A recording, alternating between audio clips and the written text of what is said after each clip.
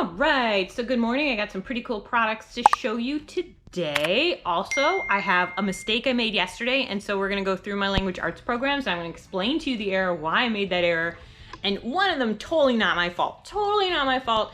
And just some further discussion was had about the Torchlight program, and people disagree with me on it. Well, a person does, and they were very kind about it. They just disagree on it. So I'll explain to you their thoughts as much as I can, given that I am not them, just so you can see another perspective as to just all about it. Okay, so first up, I want to do the help of the day, the idea of the day, which is, so if you have a son, it's for neurodiverse, but again, it's for everybody. Because also, if you have intrusive thoughts, so if an intrusive thought, I'm taking this as an adult now, let's talk about this first. An intrusive thought is a thought that you do not want in your head. It's generally one that is categorically opposed to who you are. So for example, if you were molested as a child, it could be a fear that you're going to molest your children.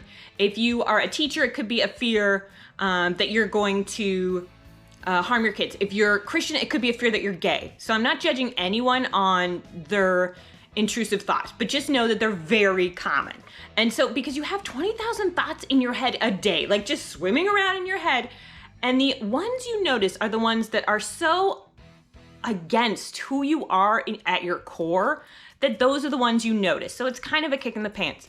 So what do you do when you get that intrusive thought that keeps repeating and it's making you sick and you just feel terrible thinking about it and you can't stop these images coming, because they can be images, they can be thoughts. There's also differentiate that between a daymare. A daymare is something where I'll be walking down the stairs and I'll just, all of a sudden I'll have a flash of something horrible happening to my kids.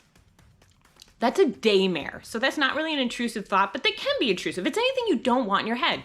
Well, little kids have them too. And I noticed one of my children would bang himself in the head and I was like, oh my gosh, what are you doing? And he's like, well, I'm just trying to get these thoughts out of my head. Well, like we were sleeping, it was nighttime, not sleeping, but I was putting him down to bed or whatever. And so I'm talking to him about these things. And so I was like, well, this is what you got to do. When a thought comes into your head that you don't like, you got to sing a song. Sing a song to get it out of your head. So for example, we sang, and I'll spare you my singing voice, but Take Me Out to the Ball Game. So just a song that you guys sing around the house or sing sometimes that has some positive memories. Then you go in and sing, because your mind cannot focus on two things at once and it will be drawn into the song. And I've noticed that helps it pass through. So getting them to work on that skill of when a thought comes into my head that scares me or that I don't like, or one that is really upsetting to me, singing a song. If you're an adult, one of the things you can do is I smile, or I used to smile. I don't get intrusive thoughts too much anymore, but I used to smile when it would come into the head, because I would play the alphabet game. The alphabet game is where you take a topic. You can take anything from vegetables, fruits, movie stars. I suppose you could do sections of the Bible too. I don't know what they call it. Chapters, stories of the Bible, like Exodus, sections like that. But start with the letter A. And so it's easier for me to say fruits to explain it to you. A is for apple, B is for banana, C is for cantaloupe, and go all the way through. Now, if you get too used to doing that, it's not going to be as effective, because your mind fully has to focus on that in order to complete what you're going to complete. So just understand too that because you have those intrusive thoughts, that doesn't mean you're going to do them. Absolutely not. Absolutely not. And two, it's perfectly normal. Like if you tell a therapist about it, they're not going to be like, oh my gosh, you're a freak. And oh my god, no. They understand. Like it's a huge thing that people have trouble dealing with. Okay, so I hope that helps you somehow. Now let's get on to products of the day, because they're pretty cool. I gotta set the camera up here for a second. Now remember, while I set the camera up, you know I am moving, right? In another week and a half. I don't have the exact date. I know, isn't that exciting? Because we're not allowed to book our tickets until our furniture has been surveyed, even though we don't have that much furniture. But it looks like in another week and a half, like the 26th is when we're expected back in the United States. So I know, exciting. But while I'm gone, I have a whole bunch of videos lined up that I think are pretty cool. So let's get to products of the day. First thing, the free thing is there is it's really great. It's a free spelling unit system. It's not a unit though, like a curriculum, a free spelling curriculum. So I'm going to put a link to that in the description. This is the Queen and the Corgi, or the Corgi and the Queen. It is new. You know I love some Queen Elizabeth II. You know I do. You know I'm a royal. You know I am. I'm a royalist. A monarchist, if you will. If you ever want to know why, you can ask me in the comments. But, so anyway, The Corgis and the Queen, it is a book on history about the Queen. It's like a children's book, which are my favorite when they do things like that. Make them for little kids. Up to grade, I don't know. I mean, I enjoyed it and I'm old, but older. Okay, let's be kind to me today. So it is just about the Queen's life and how she fell in love with corgis. And that's why she always has the corgis dog. So very cool. These are cool. So these are chronologically ordered. You get up to, I want to say 36. Is this number 36? Let me check on the back. Yeah, up to 36. And they're chronologically done and they are all the scientists. So for example, this is I don't know how you say it. The Hippocratic Oath. So does that mean this is Hippocrates? I know. I don't know how to say it. Like, I've never realized I don't know how to say it until all of a sudden I had to say it to you people. And I was like, how do I say it? Hippocrates? Hippocrates? But anyway, that's the only thing I wish is that, so this is a picture of him. This is when he reigned or lived, if you will. And then, so it's got on the back, it has a question. Who is Hippocrates? And then it's got an answer, and then it goes more in depth to him. And then it's got a fun fact that doctors still take the Hippocratic Oath. So and then it's got it highlighted, the country where he is from, where it is from down at the bottom. So I love them. So they're scientists. So the very last one they have is Stephen Hawking. And then, of course, fun fact, Hawking was known for his wit and sarcasm and was a regular guest on the long-running animated TV show The Simpsons. Okay, so those are your products of the day. Someone's screaming for me, so I gotta pause. All right, so let's talk mistakes I made and mistakes I didn't make. So yesterday I talked about different literacy programs.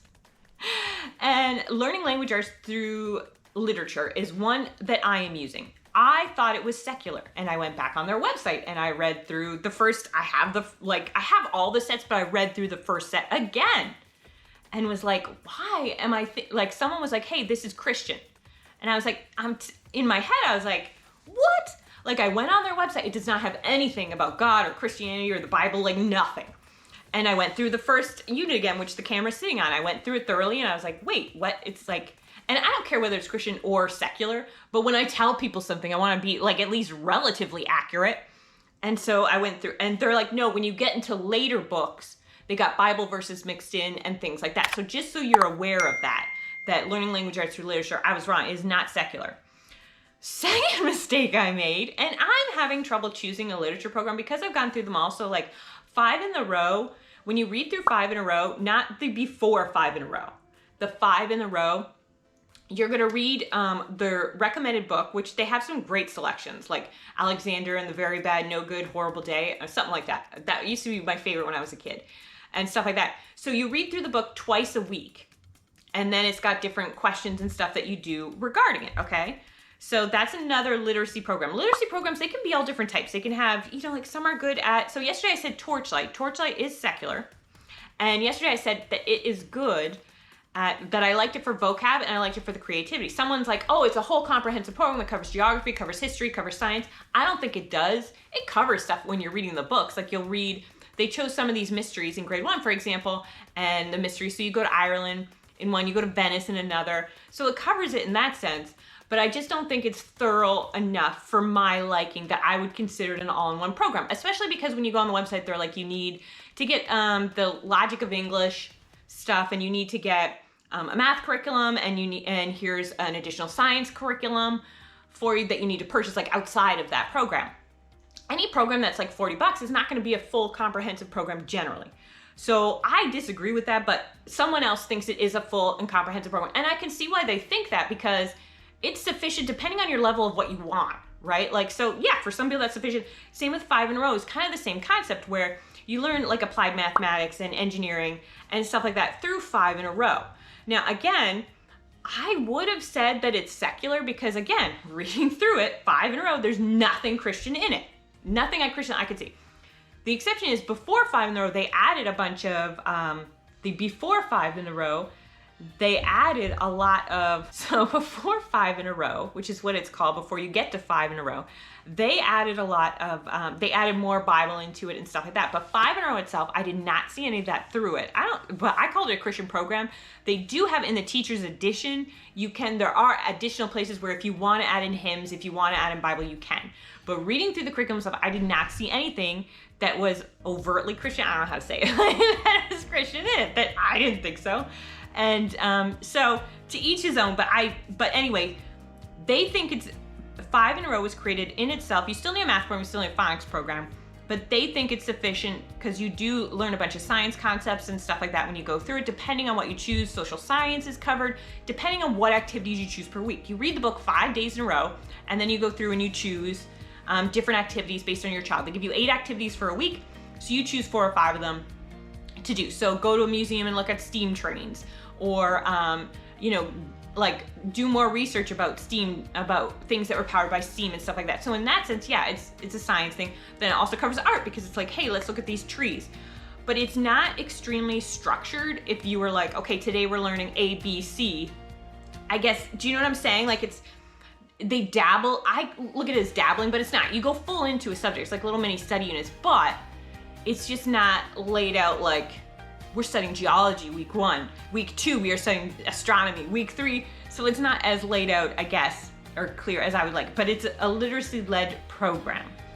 So the next program that I keep calling Christian Lit, I know, the mistakes I make, I call it Christian Lit. It's not, it's Lightning Literature. It's not even Christian. I call it Lightning, I call it Christian Lit because a Christian woman told me about it. That's why I call it Christian Lit, and it's stuck in my head forever. And let me tell you, anytime I go to pull it out, like just before I filmed the video, I pulled it up. I was going through it again, and I had a hard time finding it because I was still looking for Christian Lit, because that is what I call it because of this woman. Not because it's a Christian program, but because she used it and was Christian. That's what I call it. It's not a Christian program. So there you go. I made a ton of mistakes, and reading through everything, I still can't decide which programs per se I'm using, except I'm going to use the Common Sense Press, I think, because it's an all-in-one. I'm going to take elements from Torchlight because I love their creativity that they have, and I love their book selections. I've read all their book selections. I think they're amazing. But like a lot of literacy programs, they have good books, so it's not like they don't.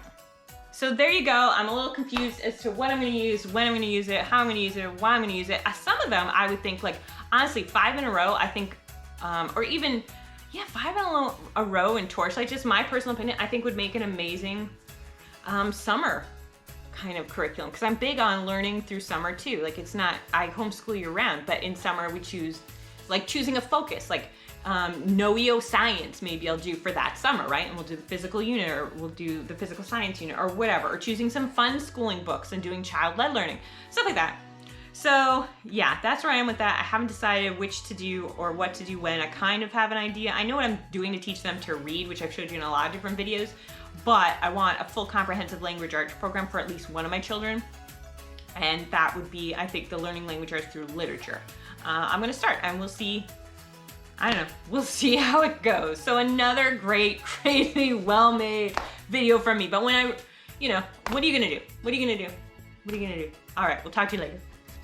Can you say, please like and subscribe? Please like you like. And hit the bell for notifications. Hit bell for notifications.